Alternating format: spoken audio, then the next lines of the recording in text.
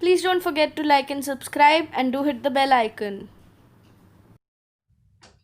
Class 9th, English, worksheet number 75, date 21st of January 2021. Good morning, students.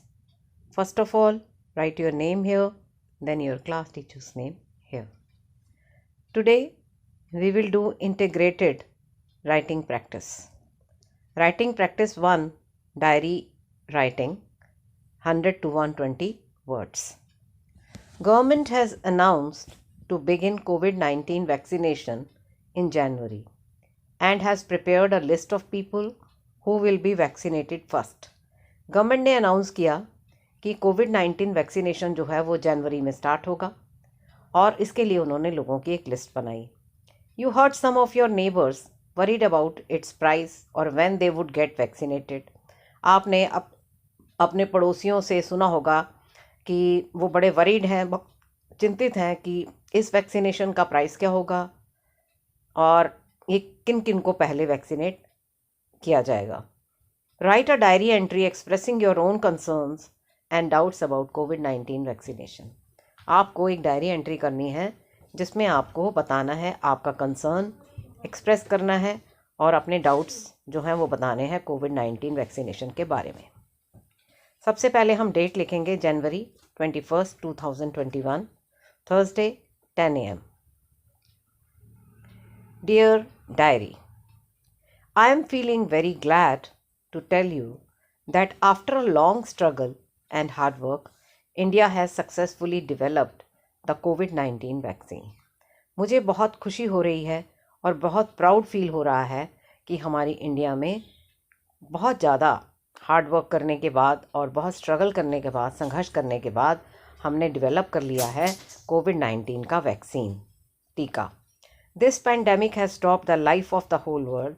इस बीमारी ने, इस महामारी ने पूरे संसार में लाइफ जो है उसको बिल्कुल स्टॉप कर दिया.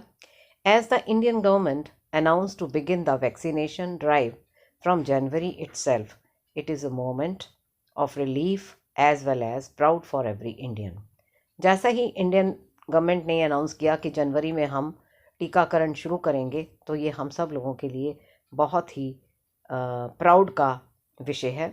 I am also feeling very proud and happy that our country has set an example before the whole world by developing vaccine of this worldwide pandemic. और मुझे ये बताते हुए बहुत प्राउड फील हो रहा है कि हमारी कंट्री ने पूरे वर्ल्ड के सामने वैक्सीन का आविष्कार करके इस पैंडेमिक को वर्ल्ड से बचाने के लिए बहुत महत्वपूर्ण कदम उठाया है.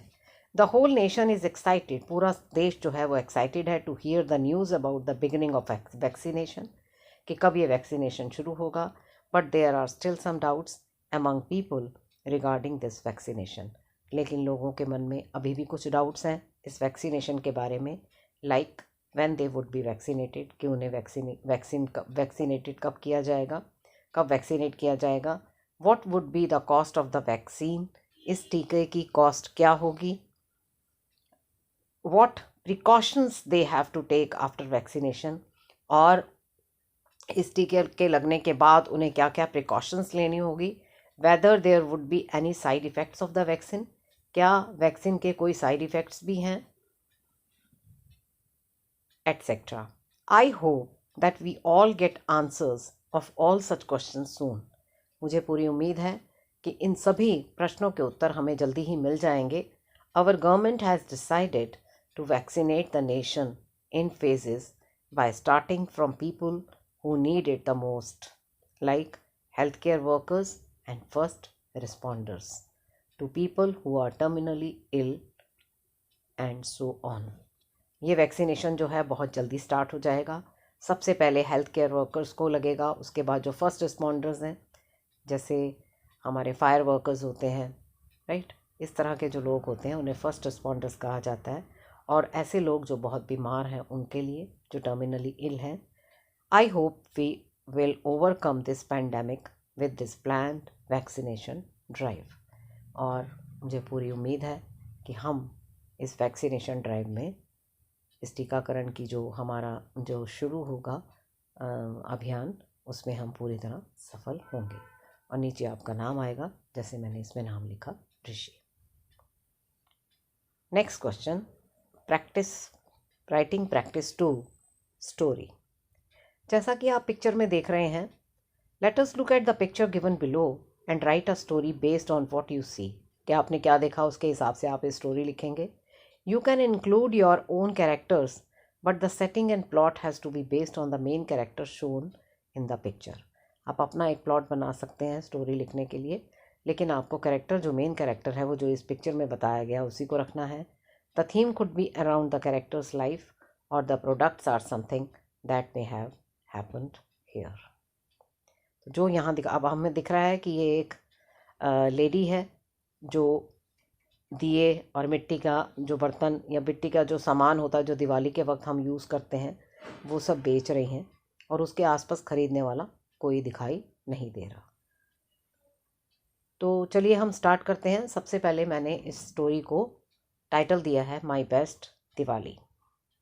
Last year during my Diwali holidays I went to the market with my parents for Diwali shopping. पिछले साल दिवाली की छुट्टियों में मैं दिवाली शॉपिंग के लिए अपने पेरेंट्स के साथ गई। I was very excited to see the various decorated shops with different styles of lights. Suddenly, I saw that an old lady was sitting on the corner of the road. She was selling earthen lamps, idols and vessels. मैंने देखा कि एक कोने में एक lady जो है वो अपने मिट्टी के बर्तन, मिट्टी के दिए और मिट्टी के आइडल्स मतलब मूर्तियाँ बेच रही है। All the other stalls were crowded except for hers. सारे दूसरे जो स्टॉल्स लगे हुए थे सब पर भीड़ थी, बस उसी के वहाँ भीड़ नहीं थी। There was not a single person at the lady stall. उस लेडी के स्टॉल पर एक भी व्यक्ति नहीं था। She seemed very sad. वो बहुत उदास थी। I decided to go there and ask her why she was sad. मैंने डिसाइड किया कि मैं उसके पास जाऊँ और उससे पूछूँ कि वो क्यों सैड है, वो क्यों उदास है।